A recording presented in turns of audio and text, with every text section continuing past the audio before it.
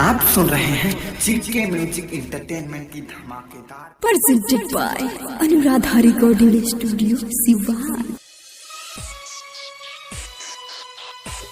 आप सुन रहे हैं जीके म्यूजिक एंटरटेनमेंट की धमाकेदार प्रस्तुति। प्यार में भइनी पागल, लागेला दिल पागल। प्यार में भइनी पागल,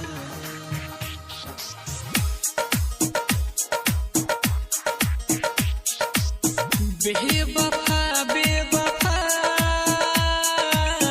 काहे तू भइलू सनम। कहा गलती रहे हमार, दिल में दे दिहलू जखम। कहा के किरिया कसम काहे गइलू बदल, लागेला दिल पागल। प्यार में भइनी पागल, लागेला दिल पागल। प्यार में भइनी पागल, presented by Anuradha recording studio Siwan. आप सुन रहे हैं जीके म्यूजिक एंटरटेनमेंट की धमाकेदार प्रस्तुति। प्यार में भइनी पागल, प्यार में भइनी पागल। अरे जाने वफा, जब दिल ही तोड़े के रहे तो काहे दिल लगैलू।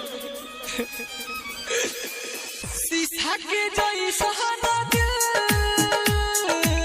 तोड़ी तू दिहलू हमार। काहे तू कइलू सनम, हमरो तो जिंदगी बेकार।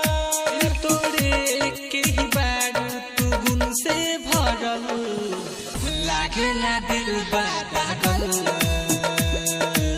प्यार में भइनी पागल, लागेला दिल पागल। प्यार में भइनी पागल, लागेला दिल पागल। प्यार में भइनी पागल। आप सुन रहे हैं जीके म्यूजिक एंटरटेनमेंट की धमाकेदार प्रस्तुति।